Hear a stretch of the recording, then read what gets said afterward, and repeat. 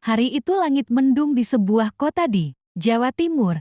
Suasana di jalan utama tampak berbeda dari biasanya. Ratusan warga, sebagian besar berpakaian muslim dan mengenakan peci putih, berkumpul dalam sebuah aksi damai. Mereka datang bukan untuk berbuat rusuh, tapi menyampaikan keresahan hati atas isu sosial yang menurut mereka sudah tak bisa lagi didiamkan. Di barisan paling depan, berdiri seorang ustadz karismatik. Namanya cukup dikenal di daerah itu. Dengan suara lantang, namun tetap teduh. Ia memimpin doa dan menyerukan agar semua yang hadir menjaga ketertiban. Tapi situasi mulai berubah. Suara pelantang dari pihak kepolisian terdengar, meminta massa untuk membubarkan diri karena dianggap melanggar izin keramaian. Beberapa warga tampak bingung, bahkan kecewa, karena menurut mereka aksi ini damai dan tidak mengganggu ketertiban umum. Ustadz itu pun maju ke depan, mencoba berdialog dengan petugas. Ia mengangkat tangan dengan tenang,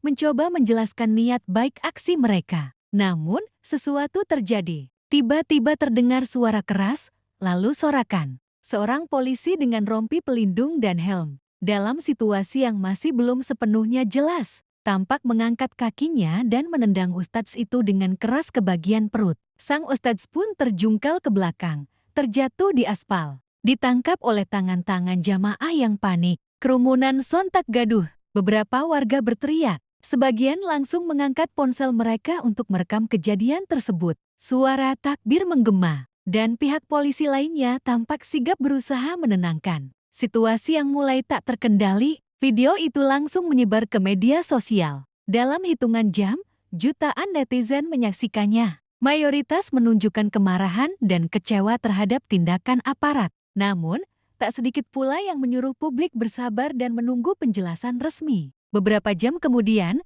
kepolisian setempat memberikan klarifikasi. Mereka menyatakan bahwa tindakan tersebut tidak terencana dan terjadi karena adanya miskomunikasi serta tekanan situasi di lapangan. Polisi yang menendang ustadz itu disebut telah dipanggil dan diperiksa. Kapolres pun meminta maaf kepada masyarakat, khususnya kepada sang ustadz dan pengikutnya. Sang ustadz, dengan hati besar, menyatakan dirinya memaafkan. Namun ia juga meminta agar kejadian ini menjadi pelajaran penting bagi semua pihak baik masyarakat maupun aparat. Kita boleh berbeda pendapat, tapi jangan sampai kita kehilangan adab, ujarnya dalam sebuah wawancara singkat. Peristiwa ini menjadi refleksi tentang pentingnya komunikasi, kedewasaan, dan empati dalam menangani aksi masyarakat. Di tengah zaman digital, satu tindakan bisa menjadi bumerang besar karena mata kamera tak pernah tidur dan publik tak pernah diam. Kisah ini bukan hanya tentang satu tendangan,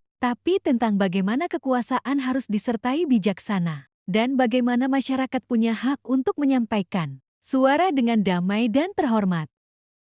Setelah insiden tendangan itu viral, dunia maya pun terbakar. Tagar-tagar seperti "Ustadz ditendang, aparat brutal," dan "Keadilan untuk ulama" menduduki trending topik. Video berdurasi 15 detik itu tersebar luas dari grup WhatsApp, Instagram Reels, hingga dibahas di TikTok dan YouTube. Ribuan komentar membanjiri kolom unggahan video, sebagian besar berisi kecaman. Ada yang marah, ada yang menangis, ada pula yang khawatir akan potensi konflik horizontal jika masalah ini tidak segera diselesaikan. Namun tidak semua setuju dengan kemarahan massal. Beberapa netizen mengingatkan untuk tetap objektif dan menunggu penyelidikan lebih lanjut. Mereka bertanya, apa yang sebenarnya terjadi sebelum kamera merekam? Karena dalam video tersebut tidak terekam percakapan awal antara sang ustadz dan aparat. Di tengah badai opini publik, sang ustadz memilih diam.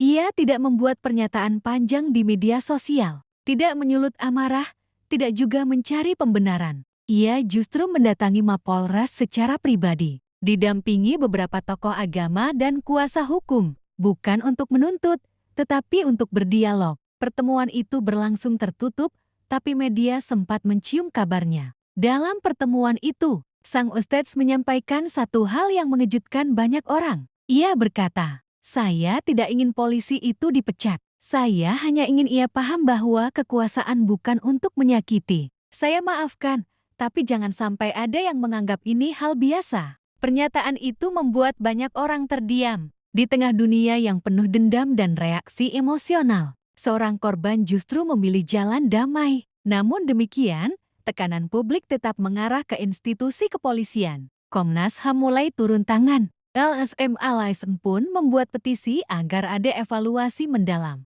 terhadap prosedur penanganan massa di lapangan. Bahkan beberapa anggota DPR ikut angkat bicara, mendesak agar Kapolri memberi perhatian serius terhadap kejadian tersebut. Polisi yang menendang sang ustadz akhirnya muncul ke publik dalam sebuah konferensi pers yang disiarkan live. Ia berdiri dengan seragam lengkap, wajah tegang, dan suara gemetar. Ia meminta maaf secara terbuka. Saya hilaf. Saya tidak bisa kontrol emosi saat itu. Saya minta maaf sedalam-dalamnya kepada Ustadz, kepada keluarga beliau, dan seluruh masyarakat Indonesia. Publik mulai terbagi. Ada yang menerima permintaan maaf itu, tapi ada juga yang menganggap itu hanya formalitas. Sementara itu, sang Ustadz kembali ke pesantrennya. Ia disambut seperti pahlawan. Namun, ia justru berkata kepada murid-muridnya, "Kalau saya dibalas tendangan dengan kemarahan, itu biasa. Tapi kalau saya balas dengan pemaafan,